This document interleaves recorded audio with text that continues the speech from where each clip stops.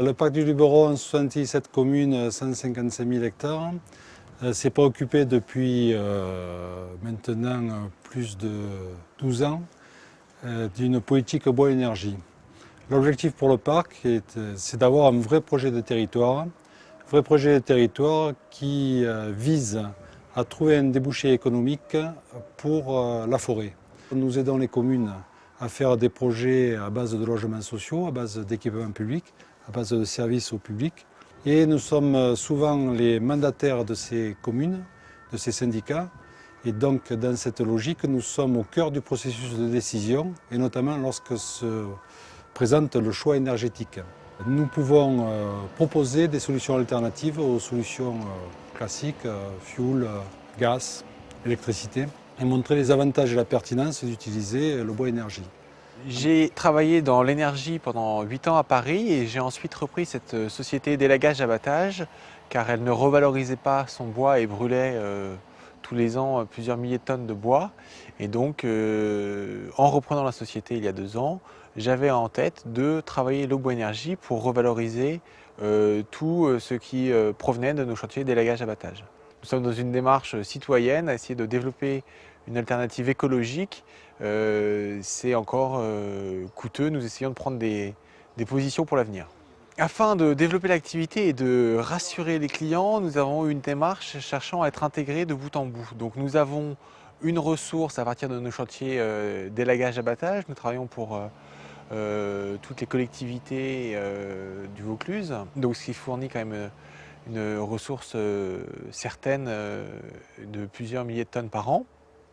Nous avons investi dans un broyeur, nous avons investi dans un lieu de stockage et nous avons investi dans des matériels de livraison.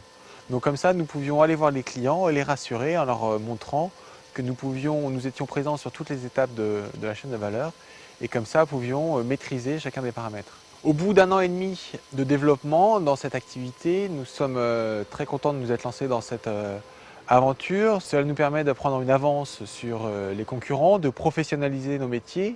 Je souhaite que de nombreux clients se rendent compte que c'est une énergie compétitive et locale qui fait vivre des emplois locaux et ne donne pas de travail aux Russes ou aux Qataris.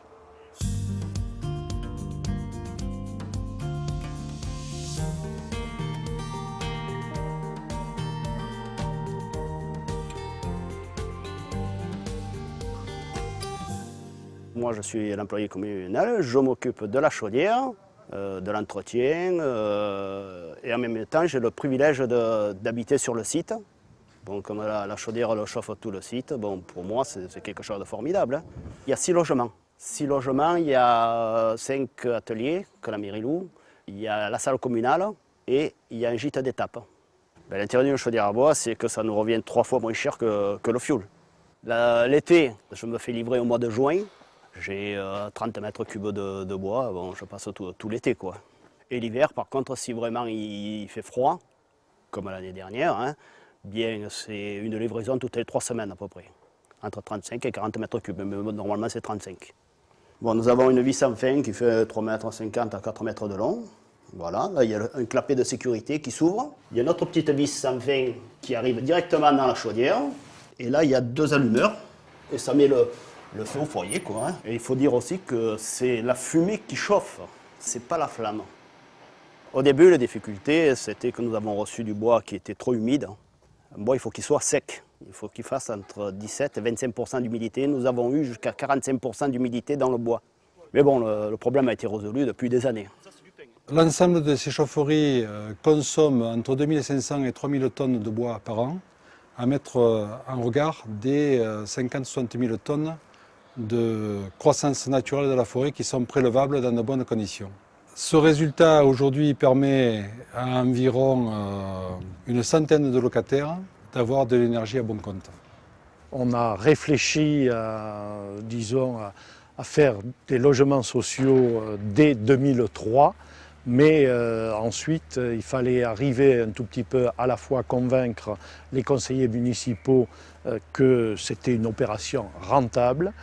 Et nous avons choisi la chaudière bois pour des raisons écologiques, c'est sûr, mais malgré tout se posait le problème financier, à savoir faire 8 logements sociaux-communaux chauffés à l'électricité, ce n'était que 20 000 €, et les chauffer avec une chaudière bois, eh bien, on est arrivé à un coût de 150 000 €.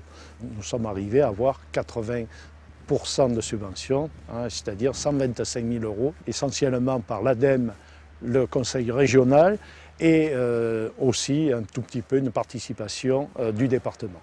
De cette expérience, on peut retirer l'économie, à savoir que 8 familles peuvent se loger à des prix raisonnables, dans un lieu remarquable et à un coût très peu élevé, notamment au niveau de l'énergie, du chauffage. On divise la note par 3, voire peut-être par 4. D'autant plus que nous leur fournissons aussi l'eau chaude. C'est un retour extrêmement positif pour la commune. En 2009, nous réalisons une extension de ce chauffage bois sur l'école et disons ce qui est devenu maintenant l'appartement de l'ancienne poste. Et en 2010, nouvelle extension de ce chauffage vers la salle des fêtes. C'est sûr, on aura le chauffage. Nous soutenons actuellement un projet de réseau de chaleur urbain à Apt, qui s'appelle Rebelle, réseau bois énergie en Luberon, qui devrait consommer d'ici 2 années 17 000 tonnes de bois par an. L'objectif, c'est d'arriver à sécuriser les approvisionnements et à banaliser le processus de bois énergie en Luberon, de manière à ce que les particuliers puissent aussi adhérer à cette démarche de territoire. Il y a aussi plusieurs opérateurs HLM qui ont compris l'intérêt pour eux et pour leurs locataires pour maintenir les charges de fonctionnement, voire les réduire énormément, de passer par le bois énergie. Donc en conclusion, le parc du Luberon pense avoir mené à bien son projet de territoire bois énergie. Aujourd'hui, il est temps que nous nous retirions et que nous laissons d'autres partenaires, d'autres opérateurs pérennes prendre le relais et chacun à leur rythme banaliser le plus possible cette source alternative d'énergie renouvelable, non polluante, non productrice de gaz à effet de serre.